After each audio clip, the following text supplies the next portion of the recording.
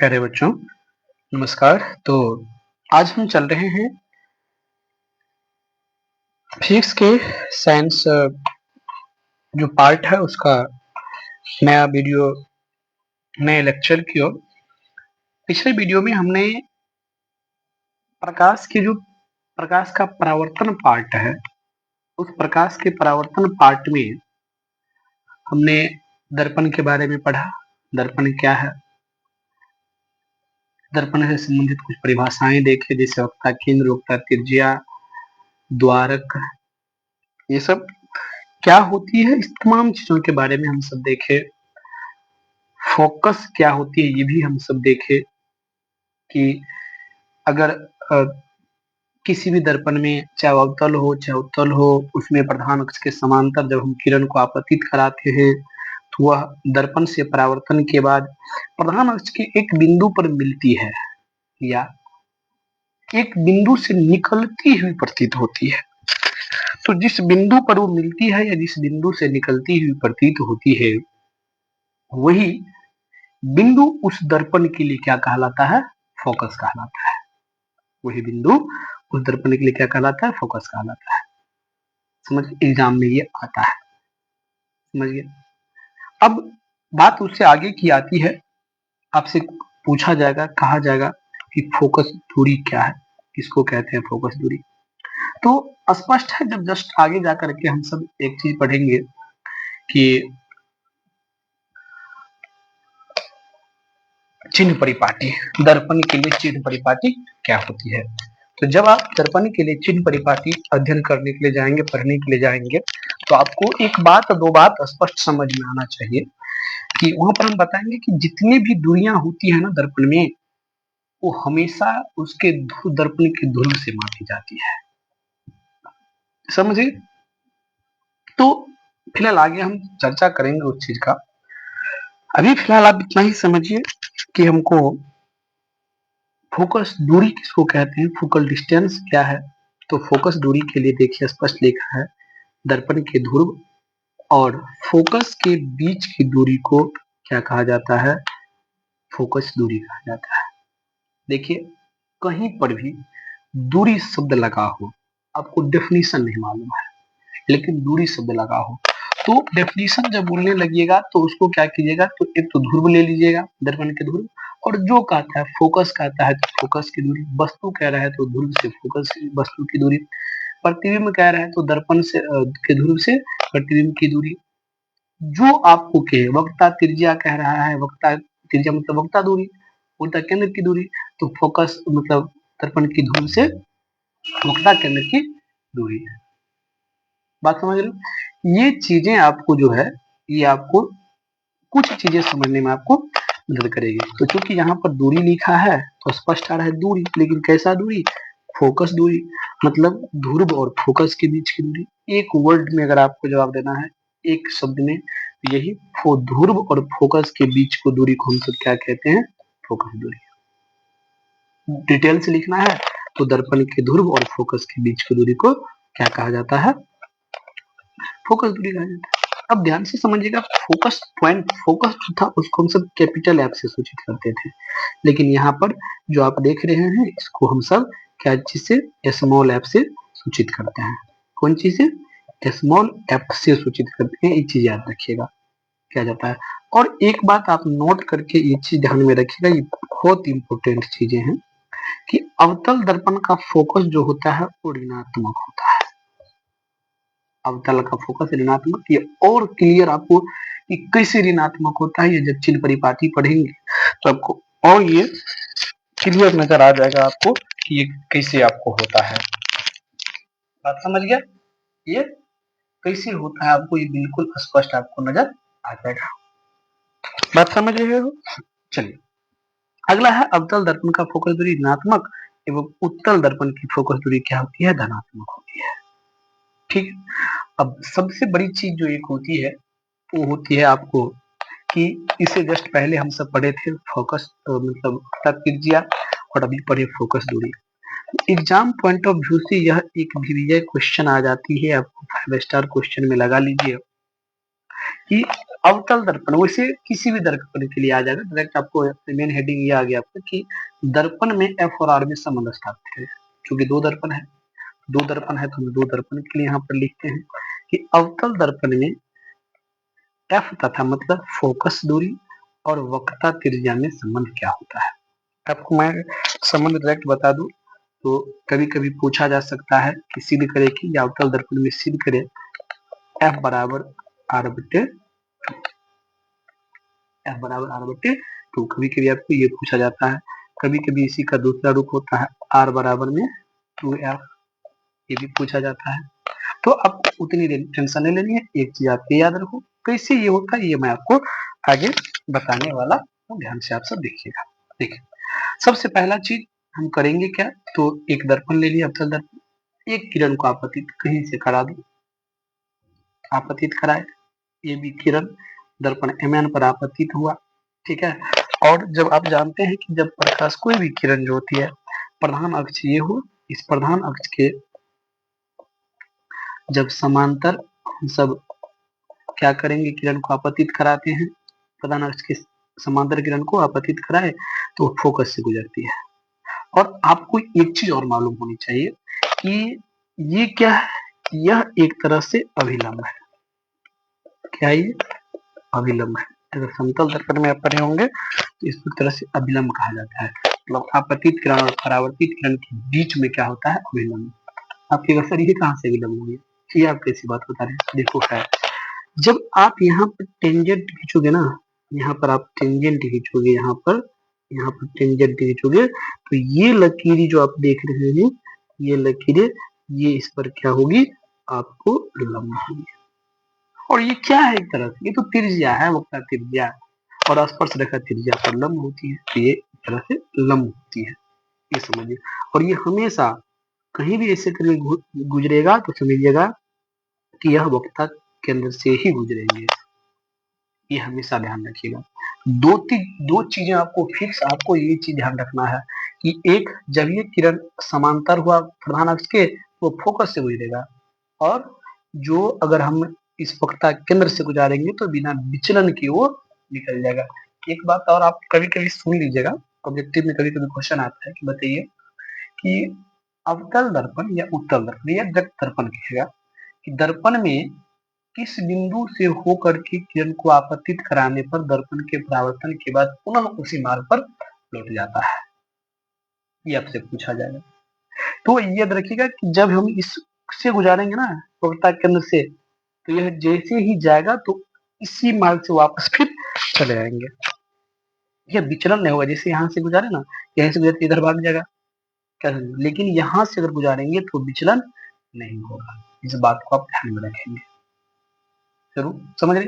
चलिए, तो हमने यहाँ पर स्पष्ट वो दो चीज हम पहले बताए वही चीज लिख दिए हैं कि माना कि मैंने क्या है, अवतल दर्पण है जिसका प्रधान अक्ष पी एफ सी है, ठीक है, कोई दिक्कत नहीं। अब कुछ कुछ चीजों को आप समझते रहिए, आपको आसान होगा।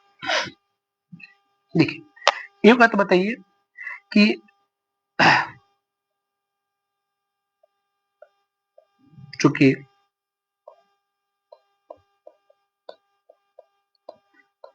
परावर्तन के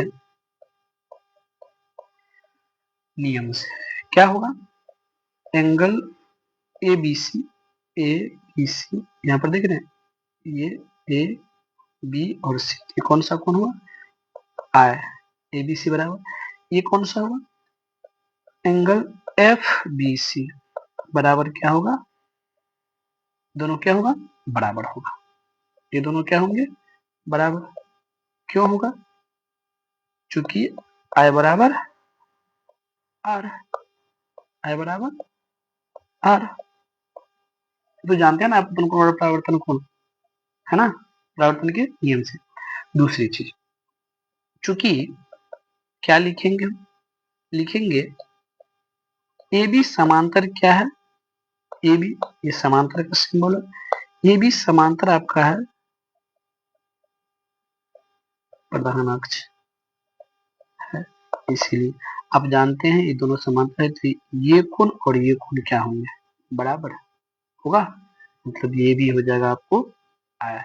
समांतर है, इसीलिए एंगल ABC बराबर होगा, एंगल ABC ये कोण बराबर होगा एंगल DCF का। कहाँ से? एकांतर कोण से। ठीक है, ये बराबर मतलब क्या हुआ? ये बराबर मतलब हुआ इसको हम सब आय हुआ, डायरेक्ट लिखो ये। ठीक है, या ऐसे लिख सकते हैं, हाँ रहने दो, यही रहने दो, कोई दिक्कत नहीं है, होगा। अब क्या चलेंगे हम सब, ध्यान से समझिएगा।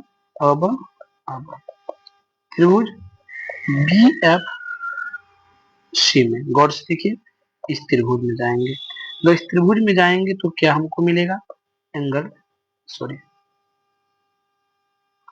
एक मिनट रुक जाओ। अब आप देखिए यहाँ पर आपको क्या आ रहा है समीकरण फर्स्ट में कि ABC बराबर FBC, और यहाँ पर क्या आना रहा है? ABC बराबर CBF BCF। तो इसको हम लिख सकते हैं ABC की जगह पर एंगल FBC बराबर एंगल BCF का। कहाँ से? समीकरण फर्स्ट से। ठीक है, ये बराबर का सिंबल है। ठीक है, लिखेंगे अब त्रिभुज कौन सा? BFC में। किसमें चलेंगे? त्रिभुज BFC में क्या होगा? एंगल FBC बराबर एंगल होगा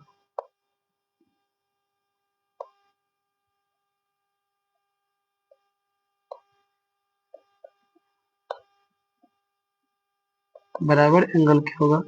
BCF का। कहाँ से? सेकंड से ऊपर में दिया गया है ना।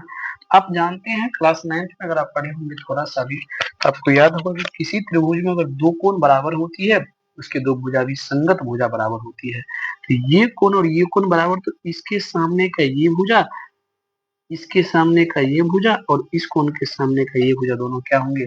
बराबर होगा। मतलब आप क्या लिख सकते हैं? आप लिख सकते हैं यहाँ पर क्या कि CF या B के सामने का FC बराबर, ये हुआ आपका FC बराबर भी क्या हो जाएगा? FB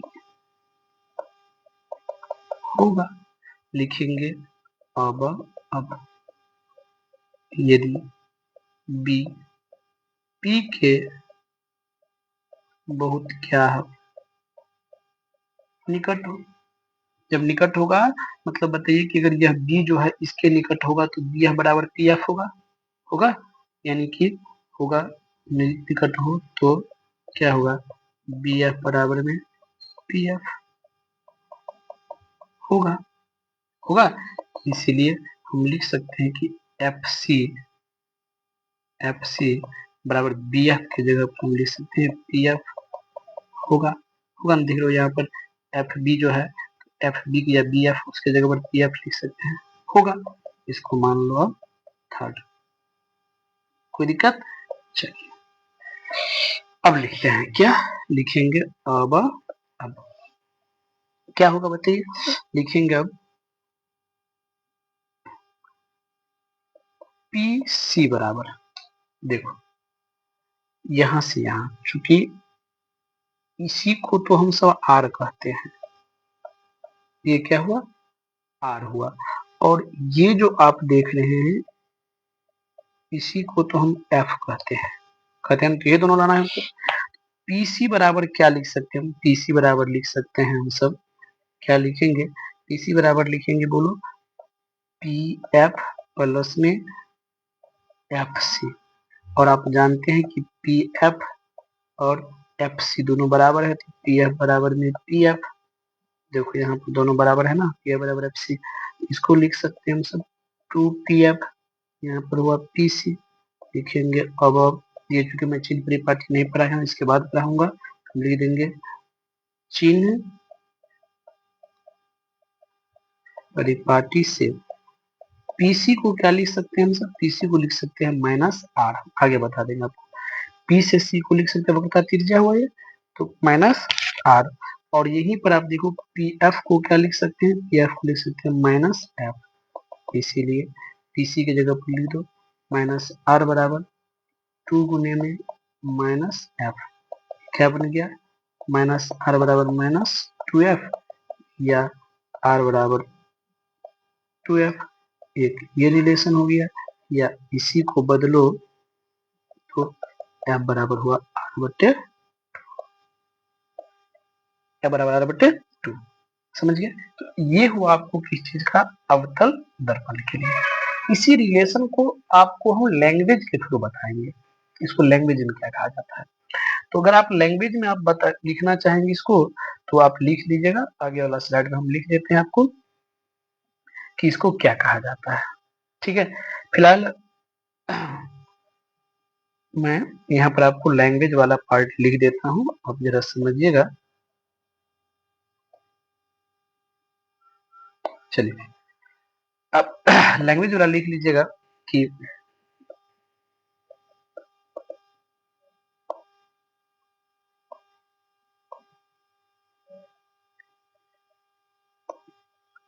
यहाँ पर मैं लिख देता हूँ आपको कि अतः दर्पण में फोकस दूरी वक्रता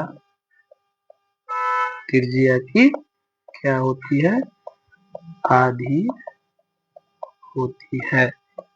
या दूसरा भाषा में आप लिख सकते हैं कि वक्रता त्रिज्या त्रिज्या फोकस दूरी की दोगुनी होती है। ठीक है, कोई दिक्कत यहाँ तक किसी को नहीं ना। चलिए, तो ये था आपको अवतल दर्पण, मतलब सेम कहानी आ जाएगा कहाँ पर आपको उत्तल दर्पण की। देखिए सेम सेम चीज, देखिए कोई एक ही पूछा जाता है वैसे, बट आप यहाँ से समझिएगा। देखिए वही कहानी, एम एन एक उत्तल दर्पण है, आप लिख लीजिए यहाँ पर क्या लिखेंगे, माना कि एम एन एक क्या है, उत्तल दर्पण है। एम एन क्या है, एक उत्तल दर्पण है, जिसमें या जिसका जिसका प्रधान अक्ष पी एफ सी है। ठीक है, अब चलेंगे। अब हमको क्या करना है, गौर से आप सब देखेंगे कि फिर यहाँ पर आप देख रहे हो ये नॉर्मल है, ये ध्यान में कनक से गुजरती है, इतना बात ध्यान में रखिएगा। तो ये क्या लिखेंगे हम यहाँ पे लिखेंगे कि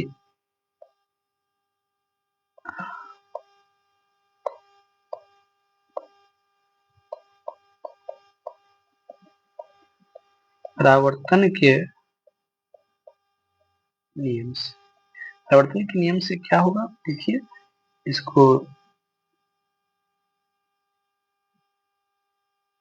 क्या लिख रहे हैं, ई कर देते हैं, क्यू कर दो। ठीक है, एंगल ए बी क्यू, या ऐसे लिख सकते हैं आप, परावर्तन के नियम से आई बराबर आर, या इसको लिख सकते हैं एंगल ए बी क्यू बराबर एंगल में क्या, ये D B Q, angle D B Q होगा, है नहीं, ये आपतित हुआ परावर्तित हो गया, तीन कोण बराबर एक कोण हो गया। अब क्या देखेंगे, लिखेंगे ध्यान से आप समझेंगे, लिखेंगे हम कि चूंकि क्या लिखेंगे, चूंकि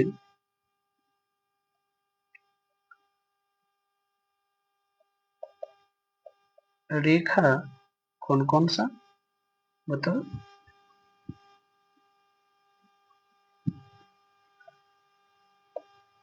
डी एफ और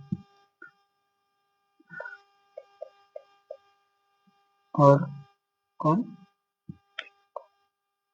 सी क्यू, सी क्यू परस्पर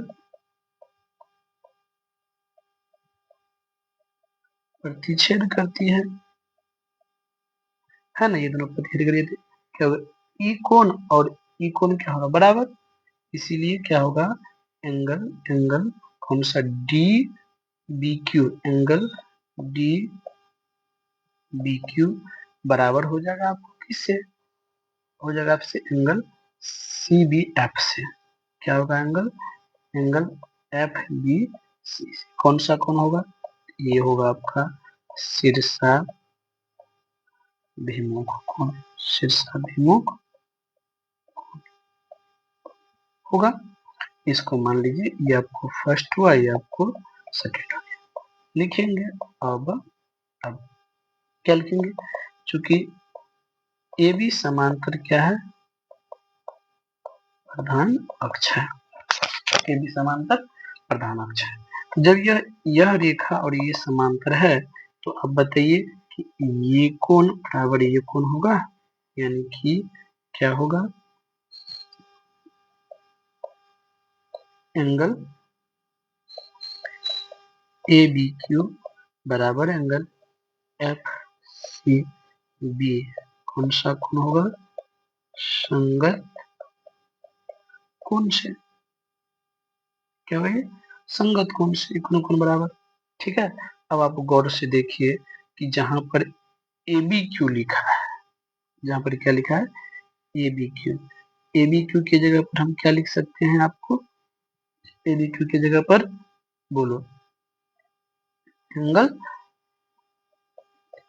डी बी क्यू बराबर एंगल एफ सी बी, ये कहां से फर्स्ट से, और आप बोलिए कि डीबी क्यू को क्या लिख सकते हैं एंगल में एफ बी सी बराबर एंगल एफ सी बी, ई कहां से सेकंड से लिखेंगे।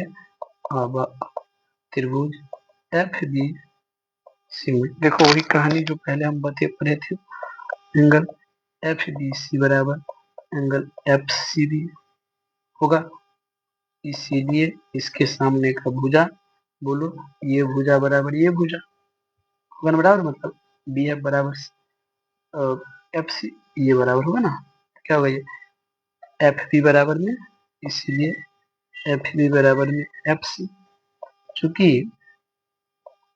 यदि क्या होगा बी किसके पी के बहुत निकट हो, अगर ई आपको यह यहाँ पर आ जाए क्या होगा बी एफ बराबर पी सी हो, तो बोलो बी एफ बराबर पी सी होगा, होगा ना, लिखेंगे। अब बी एफ बराबर पी सी तो हम लिख सकते हैं यहाँ पर क्या जी कि एफ सी बराबर में पी सी है, पी एफ बराबर पी सी होगा ना यहाँ पर जी, पी एफ बराबर में एफ सी, पी एफ बराबर में पी सी, पी सी क्या होगा यार बी एफ बराबर पी एफ होगा, बी एफ बराबर यहाँ पर पी एफ होगा, सॉरी यहाँ पर क्या होगा पी या एफ पी होगा, यहाँ पर होगा पी एफ होगा, इस बराबर पी एफ, एफ सी बराबर पी एफ, बात समझ रहे हो। अब लिखेंगे हम सब, अब गौर से देखिए यहाँ पर अगर आप देखना चाहेंगे तो यहाँ से लेकर के और यहाँ तक आर हुआ, और यहाँ से लेकर के यहाँ तक क्या हुआ एफ हुआ ना, तो हम लिख सकते हैं अब पी सी बराबर में क्या होगा, पी सी बराबर होगा पी एफ प्लस में एफ सी, एफ सी होगा, या पी सी को छोड़ दो इसे ही पी एफ को पी एफ सी बराबर भी पी एफ होगा, कहाँ से देखो यहाँ से होगा। अब इसको लिख सकते हैं हम सब कि टू पी एफ इसी बराबर लिखेंगे। अब कहाँ से चिन्ह परिपाटी से PC बराबर प्लस R और PF बराबर प्लस F, इसीलिए R बराबर क्या होगा 2F। एक तो ये हो गया, या F बराबर हुआ R/2। देखिए अब यहाँ से आपको समझ क्या आ गया, समझ आ गया कि चाहे दर्पण कोई भी हो, दर्पण कोई भी हो, लेकिन उसमें रिलेशन यही होता है कि फोकस दूरी वक्रता त्रिज्या का आधी होती है। फोकस दूरी क्या होती है वक्रता त्रिज्या की आधी होती है। कोई दिक्कत यहाँ पर किसी को समझने में कोई दिक्कत? देखिए इस दोनों में से एक क्वेश्चन आने की चांसेस रहती है।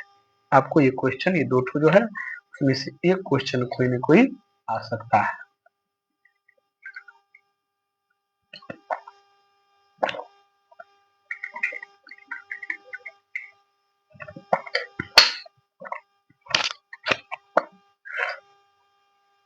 आपके बोर्ड एग्जाम में, ठीक है।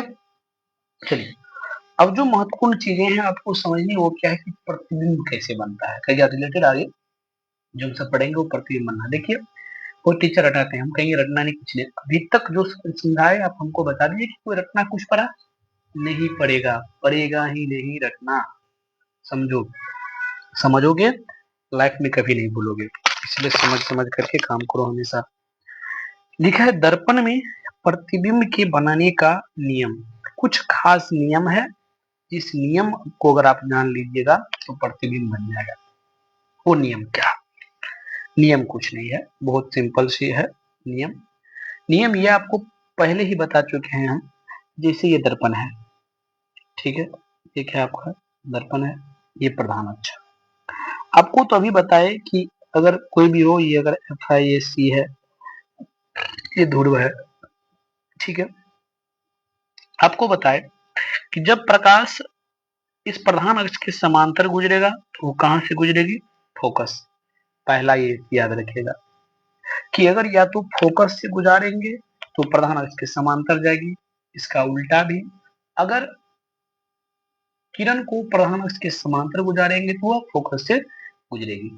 ये दोनों दूसरे के अपोजिट, एक ही चीज है, बस कहने की तरीका अलग अलग है, ठीक है। पहला। दूसरा कह रहा है कि एक किरण जो हम कहां से गुजारते हैं, वक्रता केंद्र से, वो बिना विचलन के आगे निकल जाते हैं। ये भी क्वेश्चन आपको आएगा कि किरण को दर्पण में कहां से गुजारेंगे जो बिना विचलन के या बिना परावर्तित हुए सीधे उसी मार्ग पर वापस लौट आती है, तो वक्रता केंद्र से। ये चीज ध्यान में आप रखिएगा हमेशा के लिए, मैं बार बार कह रहा हूं। तो ये हुआ आपका वक्रता केंद्र से जो गुजारेंगे, अच्छा ऐसा ही गुजार लीजिए, ऐसा ही गुजारोगे ये भी यहाँ पर आके मिल जाएगा। ये अनचेंज्ड है, तो प्रतिबिंब उसी से बनता है जो अनचेंज्ड है, जो कभी बदलता नहीं है।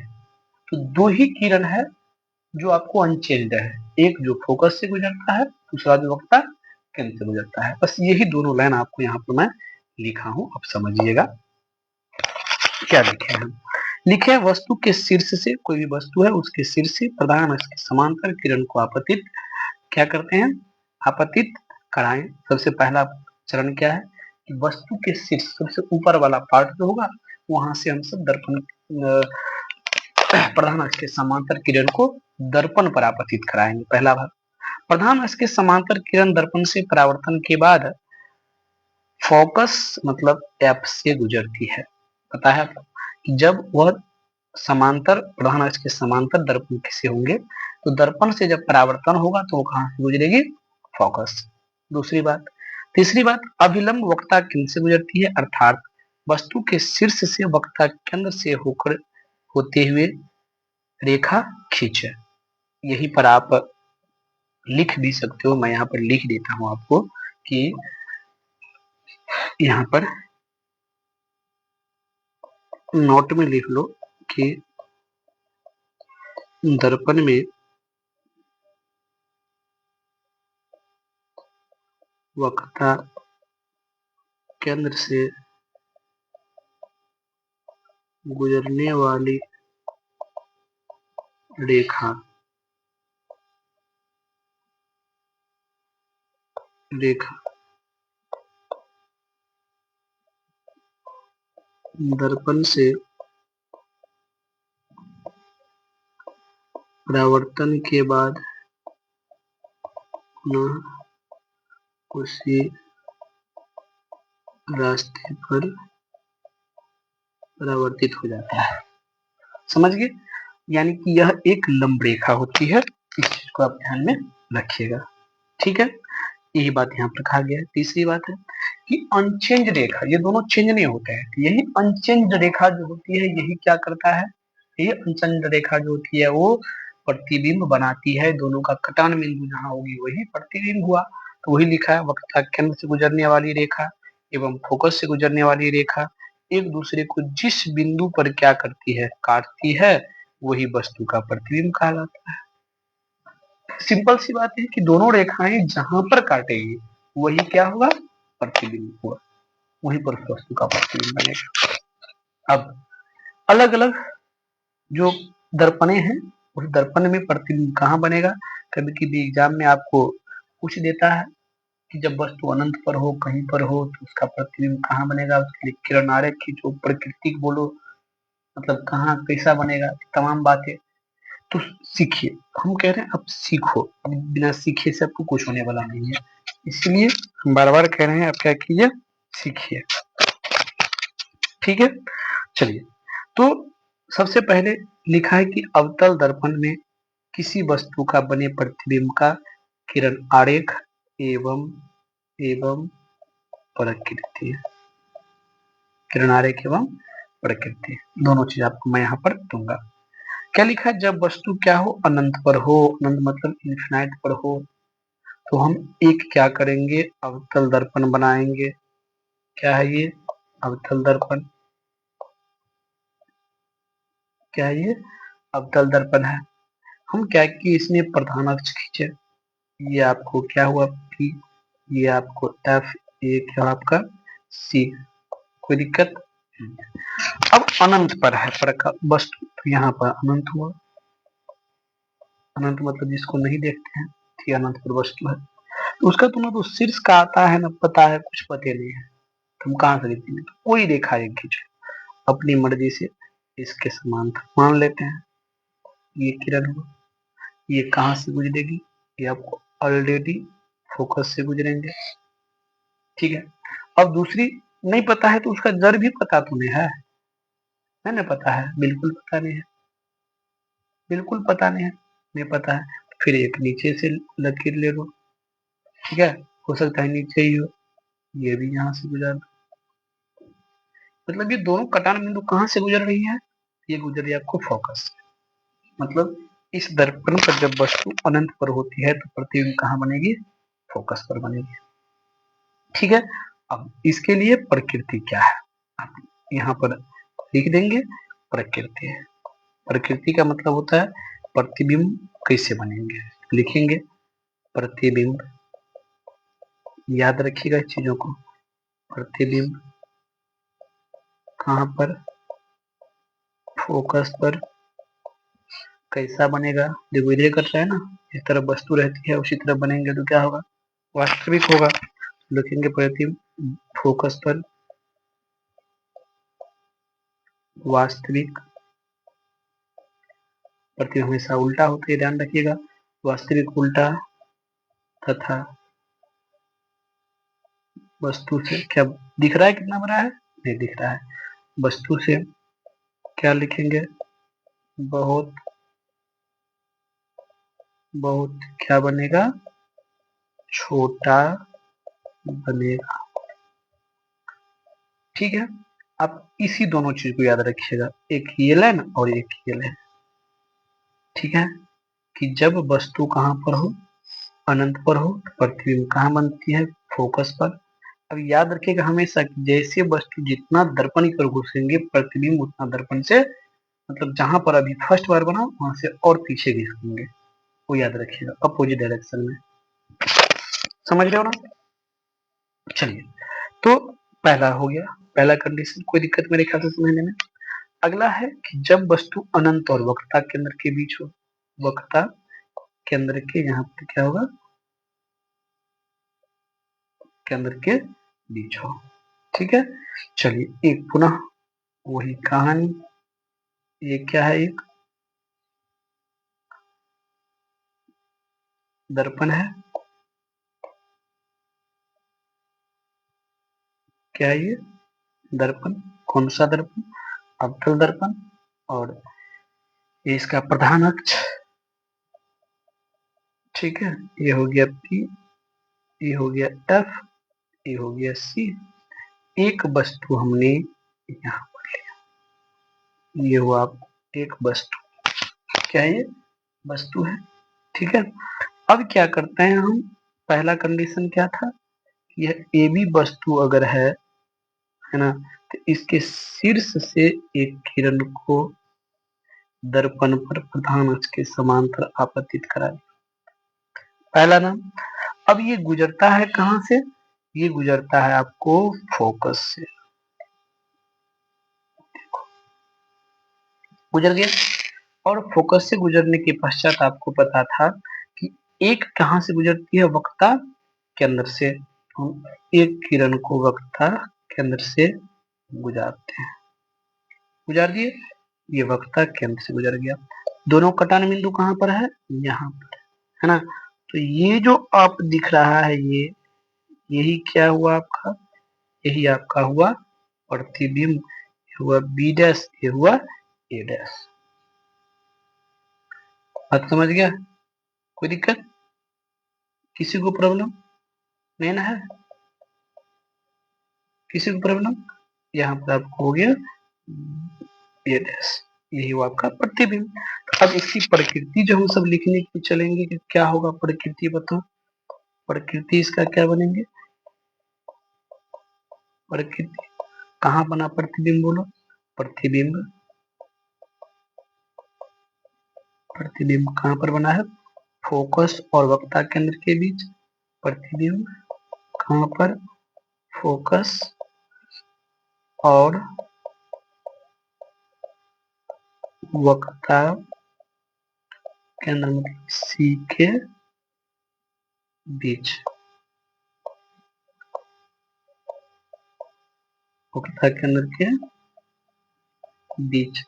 उल्टा इस वस्तु के साथ बना है तो क्या लिखेंगे?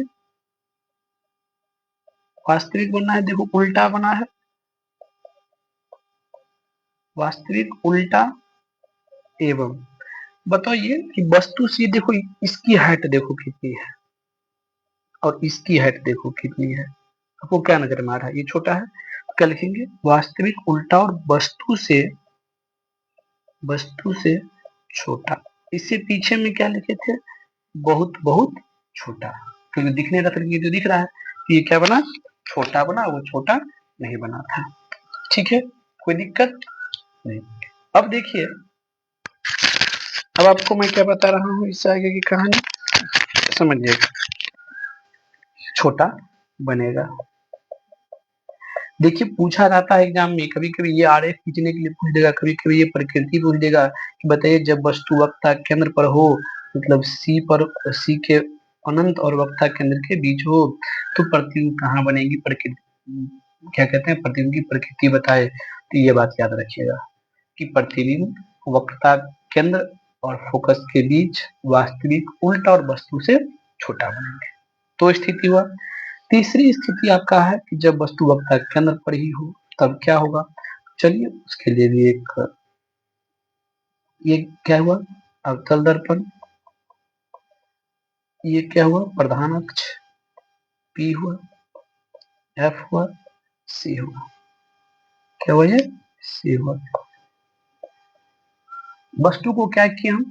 वस्तु को वक्ता केंद्र पर ही रख दिए। ये क्या हुआ?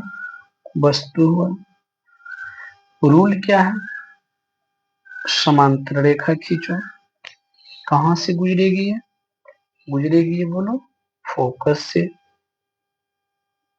कहां से गुजरेगी? फोकस से। ठीक है, और दूसरी रेखा कहां से गुजारते हैं? दूसरी रेखा गुजारते हैं हम सब कहां से? वक्ता केंद्र से। तो देखो, यहां से जो गुजारेंगे रेखा, ये क्या होगी? बोलो। ये नीचे आ जाएगी।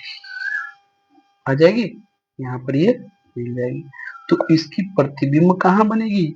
बोलो, इसका प्रतिबिंब भी यही बनेगा बी डैश ए डैश बनेगा। समझ रहे हो?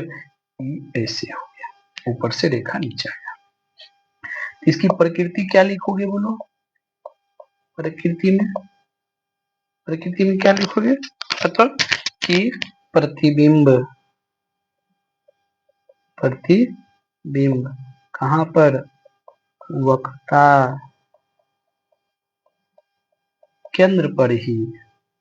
वक्रता केंद्र पर ही कैसा बनेगा? वास्तविक बनेगा। और बोलो, वास्तविक के साथ साथ देखो उल्टा सेट है तो क्या बनेगा? उल्टा तथा और कैसा? वस्तु के बराबर बनेगा। देखो ये और ये दोनों क्या होंगे? बराबर बनेगा।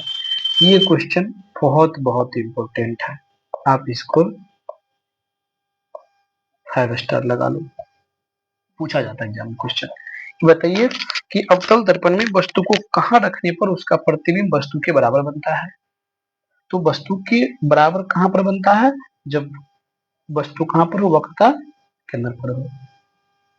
पहले सबसे छोटा जस्ट बढ़ेगा, उससे बड़ा, उससे आगे बढ़े, बराबर, उससे बड़ा, बड़ा, उससे बड़ा, बहुत बड़ा, उसके बड़ा। होगा ही नहीं, मतलब काल्पनिक बन जाएगा। यही 6 स्टेज हम सबको दिखाना है। 3 स्टेज देखे। चौथा स्टेज आपका क्या है? कि जब वस्तु वक्रता केंद्र और फोकस के बीच होती है। चलो कोई दिक्कत नहीं है, जैसा जैसा कह रहा है हम सबको तो करना पड़ेगा ना, वैसे वैसे।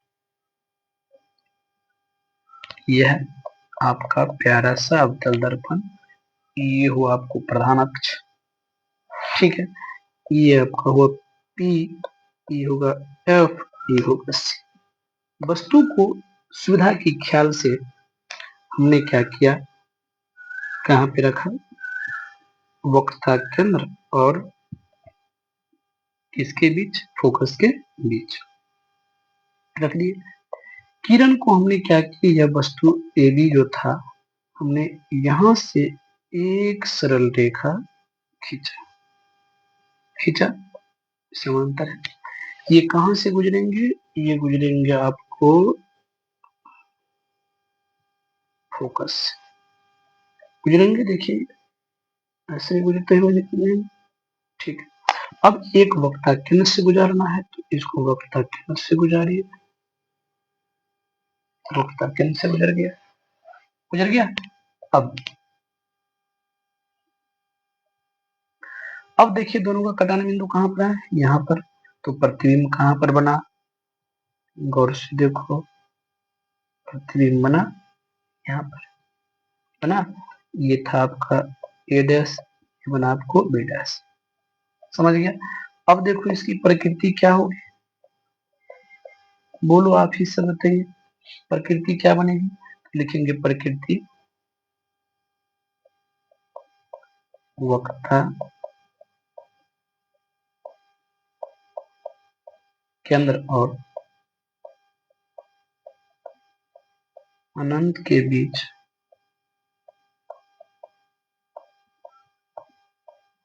वास्तविक उल्टा तथा वस्तु से कैसा बनेगा? बड़ा बनता है। स्पष्ट दिख रहा है, हर एक चीज सेटिस्फाइड हो कि जब वस्तु कहां पर हो? फोकस और वक्रता केंद्र के बीच हो तो प्रतिबिंब कहाँ बनेगी? ये हुआ अनंत, मतलब अनंत हुआ। अनंत और किसके बीच बनेगी? ये हुआ आपको अनंत, तो अनंत और वक्रता केंद्र के बीच बनेगी। कैसा बनेगा? वास्तविक है तो उल्टा बस होगा। वास्तविक उल्टा और वस्तु से बड़ा दिख रहा है, इससे बड़ा ये ऑलरेडी है, ठीक है। अगली स्थिति क्या है? कि जब वस्तु कहाँ पर हो? फोकस पर हो। चलो कोई दिक्कत नहीं है।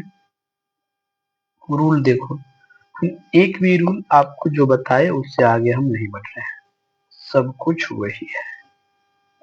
ये आपका है प्यारा सा अवतल दर्पण, ये आपका है प्यारा सा प्रधान अक्ष पी एफ सी। वस्तु को सुविधा के ख्याल से ही नहीं, जो कि कह रहा है, तो हमने फोकस पे रखा। वस्तु का नाम था ए बी। रूल क्या है? रूल है यहाँ से आपतित कराइए, ठीक है। उसके बाद ये कहाँ से गुजरेगी? ये गुजरेगी फोकस। दूसरा कहाँ से गुजरेगी? वक्रता केंद्र से, है ना। आपको थोड़ी सी अगर हम ये दे दें कि ये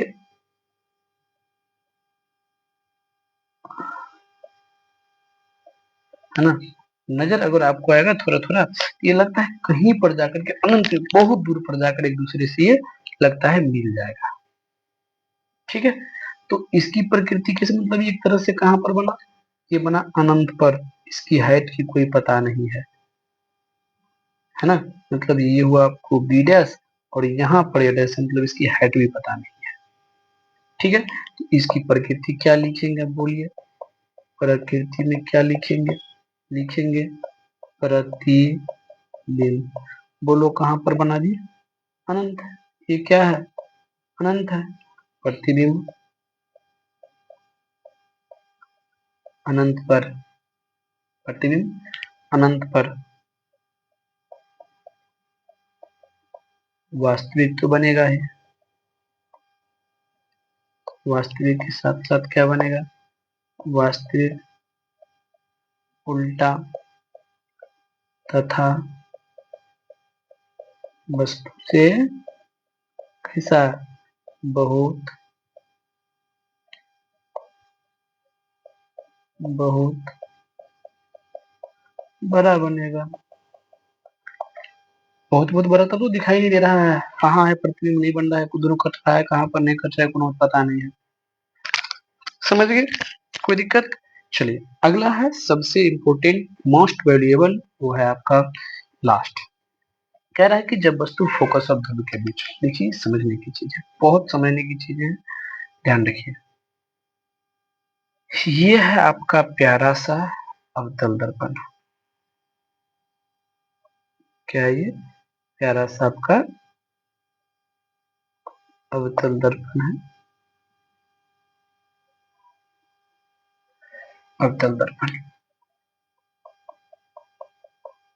ठीक है। प्रधान अक्ष हो गया पी एफ सी,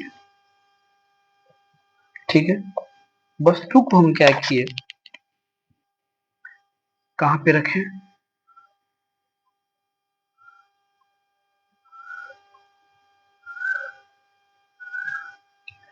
ध्रुव और फोकस के बीच रखें, ए बी। अब रूल क्या है? आपतित हो गुजरेगी कहाँ से? फोकस। ये कहाँ से गुजरेगी? ये तो फोकस से गुजरेगी। इसको कहाँ गुजारना है? वक्रता केंद्र से। आपको लग रहा है ये मिलेगा कहीं पर? नहीं मिलेगा। नहीं मिलेगा तो इसको क्या करो, बैक उड़ाओ। कहाँ पर? बैक लेकर जाओ। ये कहीं ना कहीं आपस में पीछे,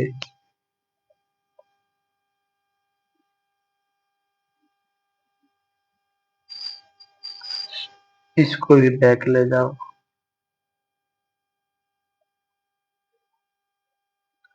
ये देखो यहाँ पर मिलता हुआ नजर आ रहा है, ये दोनों यहाँ पर मिल रहा है।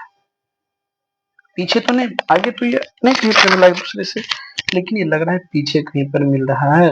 इसका प्रतिबिंब कहाँ बन गया जी? यहाँ पर बन गया।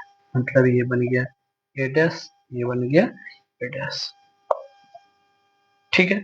अब इसी प्रतिबिंब का कमाल क्या है, देखिएगा जरा, बहुत मजेदार है। यहाँ पर लिखो प्रकृति क्या है, लिखेंगे प्रतिबिंब दर्पण के पीछे, दर्पण के पीछे कैसा बन रहा है? काल्पनिक। क्यों बन रहा है काल्पनिक? इस साइड बनता तब तो वास्तविक बनता, उस साइड तो काल्पनिक। मिल नहीं रहा है, लगता है कि मिलता है, मिलता तो इधर ना, इस साइड मिलता, लेकिन इस साइड मिल रहा है, प्रतीत हो रहा है हमको काल्पनिक। और काल्पनिक प्रतिबिंब हमेशा क्या बनता है? सीधा। और वस्तु से कैसा बनेगा? बड़ा बनता है। दर्पण के पीछे वास्तविक सीधा, सॉरी काल्पनिक सीधा और वस्तु से बड़ा बनता है। अब देखिए इसकी क्या फायदा है, आप पढ़ोगे जस्ट आगे जाकर के तो इसका उपयोग आपको बताएंगे, इसका उपयोग कहाँ किया जाता है। आपको पता चलेगा कि इसका उपयोग एक हजामती दर्पण के रूप में भी किया जाता है। क्यों किया जाता है? यही कारण है कि हजामती दर्पण के रूप में किया जाता है अवतल दर्पण का प्रयोग, कि जब उसमें जो ग्राहक होता है, ग्राहक की जो कुर्सी होती है, उस कुर्सी को यहीं पर अवतल दर्पण के ध्रुव और फोकस के बीच में फिट किया जाता है। समझ गया?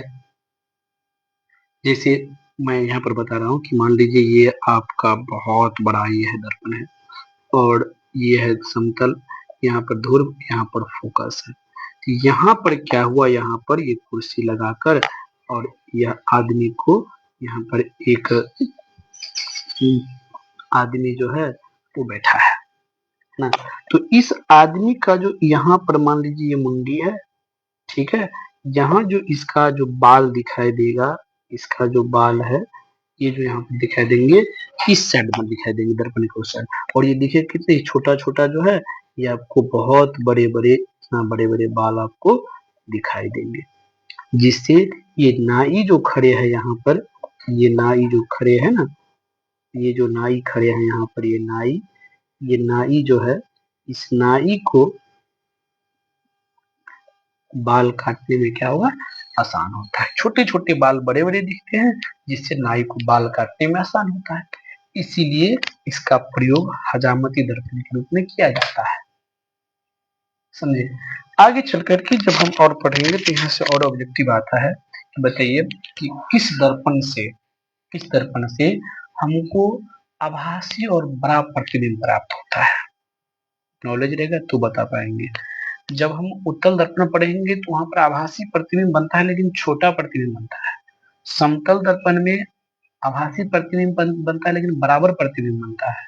लेकिन अवतल दर्पण में आभासी प्रतिबिंब बनता है, लेकिन बड़ा प्रतिबिंब प्राप्त होता है। दूसरी चीज, इस स्टेज से पहले जो हम सब 5 स्टेज पढ़े हैं, इससे पहले जो हम 5 स्टेज पढ़े हैं, उस पांचों में प्रतिबिंब कैसा बनता था? वास्तविक बनता था।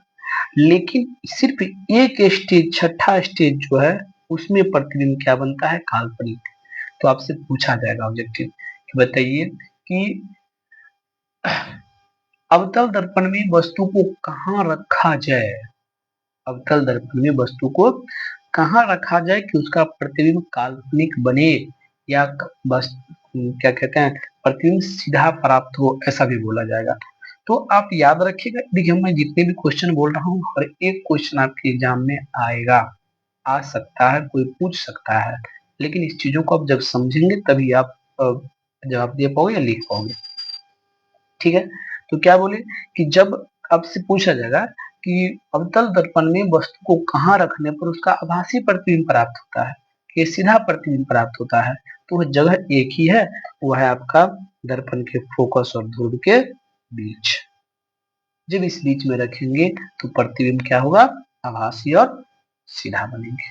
दूसरी चीज, कभी कभी पता है क्वेश्चन में क्या कहा जाता है, क्वेश्चन में कहा जाएगा कि बताओ कि जब वस्तु को हम ध्रुव पर ही रख देंगे तब क्या होगा, ध्रुव पर ही वस्तु को रख देंगे तब क्या होगा? वस्तु दिखाई देगा, कितना बड़ा प्रतिबिंब बनेगा उसको।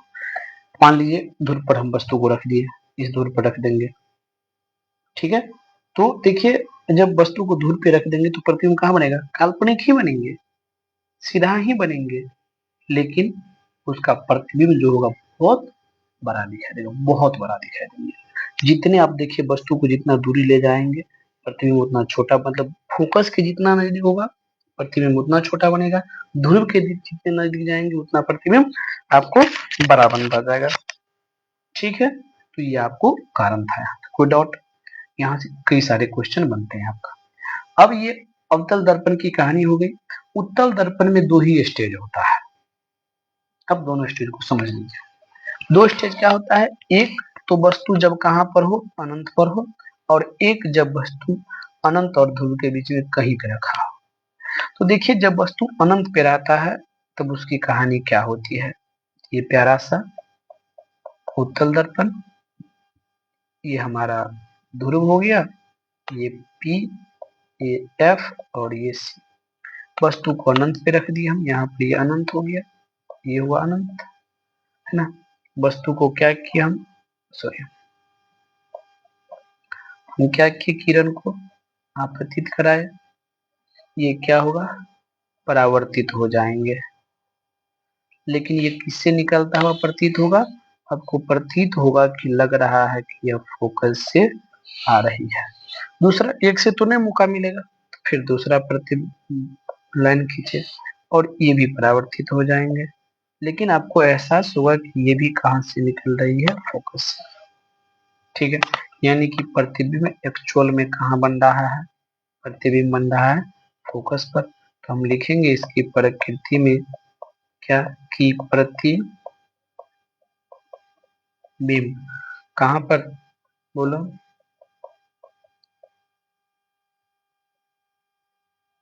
प्रतिबिंब कहाँ पर, फोकस पर। लेकिन कैसा बन रहा है, बोलो, काल्पनिक। स्पष्ट दिखे ना, उसर बन रहा है, वस्तु इधर है लेकिन प्रतिबिंब बन रहा है उधर। ये है आपका वस्तु, ठीक है, ये है आपका, यहाँ पर आपका क्या है, प्रतिबिंब। ठीक है, क्या ये प्रतिबिंब। तो क्या लिखेंगे, प्रतिबिंब फोकस पर काल्पनिक, सीधा तथा वस्तु से बहुत बहुत क्या बनेगा, छोटा बनेगा, बहुत बहुत छोटा बनेगा। कोई दिक्कत यहाँ पे। अब दूसरी स्टेज क्या है आपको, दूसरी स्टेज है आपको कि जब वस्तु ध्रुव और अनंत के बीच हो, कहीं पर हो। देखिए यहाँ पर एक प्यारा सा क्या है, अवतल सॉरी उत्तल दर्पण। ये क्या है प्यारा सा, ये है प्रधान अक्ष। ये क्या है आपका, ये आपका है P F C। कहेगा सर ये एक ही स्टेज इसलिए करेंगे, इधर हम वस्तु रख नहीं सकते हैं, वस्तु को रखेंगे इधर, और फोकस और ध्रुव मतलब वक्ता के अंदर उसी साइड होगा, इसी साइड होगा दोनों। तो हम प्रतिबिंब वस्तु को इधर रखेंगे, इस साइड कुछ चीज डिसाइड है नहीं, इसीलिए कहीं पर जहां मर्जी हो वहां पर आप रख लो। हम अपनी सुविधा के ख्याल से वस्तु को यहाँ रख दिए, अनंत और ध्रुव के बीच रख दिए। अब बोलो, जब ध्रुव के बीच रखे तो ये भी है ना, इसको यहाँ पर ले गए, आपतित हुआ, ये गुजरेगा तो यही से ना, लेकिन निकलता हुआ कहाँ से प्रतीत होगा, ये बोलो, फोकस। और एक लाइन कहाँ से गुजरता हुआ प्रतीत होगा, वक्ता केंद्र से। दोनों मिला कहाँ पर, यहाँ ए डैश बी डैश। अब आप बताइए, मैं जस्ट पीछे आपको बताया था कि जब उत्तल दर्पण में प्रतिबिंब बनता है तो हमेशा काल्पनिक बनता है, लेकिन सीधा छोटा बनता है। लेकिन आप देखेंगे यहाँ पर तो प्रतिबिंब काल्पनिक बना है लेकिन बड़ा बना है, लेकिन यहाँ पर प्रतिबिंब काल्पनिक और छोटा बनता है। तो आप प्रकृति में क्या लिखेंगे कि प्रतिबिंब हमेशा कहाँ पर, ध्रुव और फोकस के बीच काल्पनिक, सीधा तथा वस्तु से छोटा बनेगा। देखिए, तीन दर्पण था, तीनों में तीन तरह के प्रतिबिंब बनते हैं। आभासी की बात करें तो बताइए, कभी कभी आपसे पूछा जाएगा, बताइए कि दर्पण में आभासी प्रतिबिंब बनता है किस दर्पण में, जब केवल शब्द नहीं लगाए, जब वो केवल शब्द का प्रयोग नहीं करेगा। तो याद रखिएगा कि तीनों दर्पण में, चाहे वो समतल हो, चाहे अवतल हो, चाहे उत्तल हो, तीनों में क्या होता है, आभासी प्रतिबिंब बनता है। लेकिन जब आपको कहा जाएगा कि प्रतिबिंब केवल आभासी बनेगा, तो केवल आभासी दो में बनता है, समतल में और उत्तल में। जब आपको कहा जाएगा कि किस दर्पण में आभासी और बड़ा प्रतिबिंब बनेगा, तो अवतल का नाम लेंगे। आभासी और छोटा प्रतिबिंब बनेगा तो समतल का, सॉरी, उत्तल का नाम लेंगे। और जब कहा जाएगा आभासी और बराबर प्रतिबिंब बनेगा, तब आप किसका नाम लेंगे, समतल दर्पण का नाम लेंगे। यहाँ तक कोई दिक्कत, किसी को प्रॉब्लम नहीं आनी चाहिए। बेस्ट चीजें मैं आपको बताया, जितनी भी बातें मैंने बोले हैं उस हर एक बात को आप कॉपी पर नोट कर लेंगे। सिर्फ वीडियो देखने से नहीं होता है बेटा, जब वीडियो आप देख रहे हैं तो वीडियो देखने के साथ साथ आप उस चीजों को सुने, सर क्या बोल रहे हैं, एक एक बात, हर एक बात लिखी नहीं जाती है बोर्ड पर, समझाया जाता है। और जब समझाया जाता है तो उसको अमल करो, सोचो इससे आगे क्या होगा। ठीक है, तो इतना तक काफी है। आगे मैं छोटी सी पार्ट है, मैं बता देता हूँ, उसके बाद काफी टाइम हो गई। ठीक है, चलिए, वो क्या है, आपका है चिन्ह परिपाटी। देखिएगा, दर्पण के लिए चिन्ह परिपाटी बहुत जरूरी है। जब आप न्यूमेरिकल बनाने के लिए जाएंगे, मैथमेटिकल प्रोसेस बनाने के लिए जाएंगे, तो यहाँ से बहुत सारे क्वेश्चन आएंगे।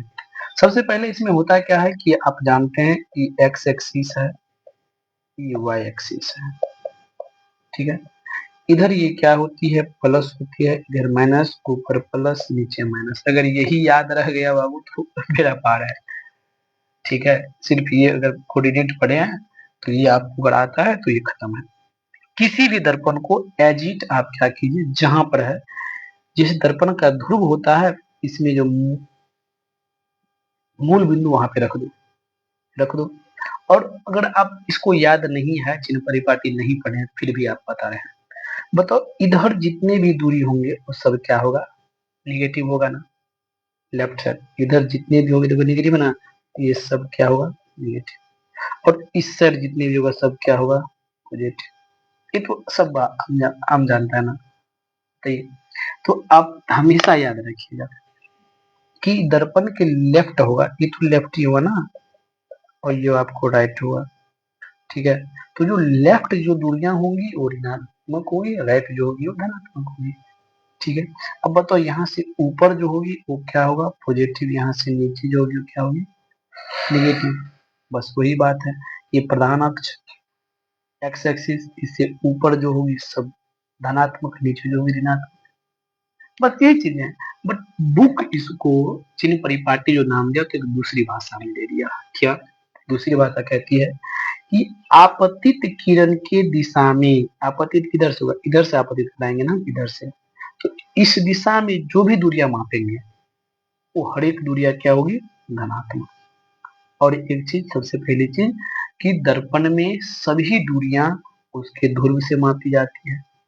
तो इधर वाला जो दूरी होगा तो इधर की ओर मापा जाएगा ना, ध्रुव ध्रुव से इधर की ओर, तो ये दूरी क्या होगी, निगेटिव। और इधर से इधर जो मापी जाएगी वो क्या होगा, पॉजिटिव। राइट, इसीलिए जो आपतित दिशा होगी वो क्या होगी, धनात्मक। लेकिन अगर कोई आपको कहे कि बहुत चालाक बनते हो भाई, अगर मेरी मर्जी है, मेरी मन है कि हम ऐसे दर्पण बनाए, हम इधर से आपतित कराए, करा लो, क्या दिक्कत है। अब जो दूरियां मापेंगे हम सब इधर, तो इधर जो दूरी होगी वो क्या होगी, पॉजिटिव, इस साइड जो दूरी निगेटिव। ऐसा ऐसा इसलिए कि दर्पण के आपतित के अपोजिट डायरेक्शन, समझ रहे हो। बस यही चीजें हैं, यही आपको ध्यान रखना है, समझ गया ना। इसीलिए आपतित कहा गया है कि आपको जिधर मन है उधर रखो। लेकिन आपतित जो होती है, जिधर आपतित हो, चाहे इधर हो चाहे इधर हो, तो जिस डायरेक्शन में किरण आपतित हो रही है, तो आपतित किरण की दिशा में मापी गई दूरियां धनात्मक, उसके विपरीत दिशा में मापी गई सभी दूरियां ऋणात्मक। और प्रधान अक्ष से ऊपर जो लंबवत दूरी होगी वो क्या होगा, धनात्मक। नीचे जो होगी दूरियां वो क्या होगी, ऋणात्मक। बस इतना ही चीज को समझना है। इसी बातों को मैंने यहाँ पर भाषा में लिख दी है और कुछ भी नहीं किया। देखिए, सभी दूरियां दर्पण के ध्रुव से मापी जाती है, पहले बता दिए। आपतित किरण की दिशा में मापी गई सभी दूरियां धनात्मक, अर्थात दर्पण से दाईं और सभी दूरियां क्या होती है, धनात्मक होती है। दोनों भाषा लिख रही है। दूसरी बात, आपतित किरण के विपरीत दिशा में मापी गई सभी दूरियां ऋणात्मक, अर्थात दर्पण से बाईं ओर क्या है, बाईं ओर सभी दूरियां क्या होती है, ऋणात्मक। अर्थात वस्तु की दूरी, क्योंकि जब वस्तु हम लेफ्ट साइड लेते हैं हमेशा, ये अगर है तो हम इधर रखते हैं हमेशा वस्तु को, ये हम लेफ्ट होगा, क्यों क्या होती है, ऋणात्मक, मतलब यू का वैल्यू। प्रधान अक्ष से ऊपर लंबवत सभी दूरियां क्या होती है, धनात्मक, मतलब वस्तु की ऊंचाई क्या होती है, धनात्मक। प्रधान अक्ष से नीचे लंबवत सभी दूरियां क्या होती है, ऋणात्मक, जो नीचे बनेंगे। अवतल दर्पण की फोकस दूरी ऋणात्मक एवं उत्तल दर्पण की फोकस दूरी धनात्मक। आप समझ गए ना क्यों हुआ ऐसा, क्योंकि यह वो आपको जैसे ये दर्पण हुआ, ये कौन सा दर्पण हुआ, अवतल, इसका फोकस तो इधर बनेंगे, तो ये दर्पण से लेफ्ट हुआ इसीलिए निगेटिव। और ये कौन सा दर्पण हुआ, उत्तल, इसका फोकस तो इधर बनेंगे, तो इधर कौन सा होगा, पॉजिटिव होगा। अब इसी चीज को थोड़ी सी हम ये कर दिए हैं कि वस्तु की दूरी को u से सूचित करते हैं, प्रतिबिंब की दूरी को v से सूचित करते हैं, वस्तु की ऊंचाई को h लिखते हैं, प्रतिबिंब की ऊंचाई को h डैश लिखते हैं, फोकस को f लिखते हैं, वक्रता त्रिज्या को r लिखते हैं। समझ गए, बस मेनली चीजें यही थी। आज की क्लास यही तक। नेक्स्ट क्लास में जब हम पढ़ेंगे तो कुछ फॉर्मूलाज है, कुछ इसका यूज है। अब नेक्स्ट क्लास, एक ही क्लास बचा है, एक क्लास में ये चैप्टर एंड हो जाएगी, नेक्स्ट क्लास में आपको ऑब्जेक्टिव और ऑब्जेक्टिव सब करिएगा, आप सब खुद से ही देखिएगा। मैं वीडियो का लिंक या ऑब्जेक्टिव एक बार दे देंगे, 50-60 क्वेश्चन है इसका। और दूसरा, हम होगा तो अगस्त के बाद आप सबको सीरीज ही करा दूंगा, इससे टेंशन आप सब ले लीजिएगा, ठीक है। फिर जो पढ़ाता हूँ पढ़िए, ठीक है, बाकी आपको ये टेंशन लेनी नहीं है, कोई दिक्कत। चलिए, तो विशेष अब क्या कहें, आप सब पढ़ते रहिए, मस्त रहिए, जितना पढ़ाए हैं उसी चीज को आप सब बार बार देखिए, ठीक है, बाय।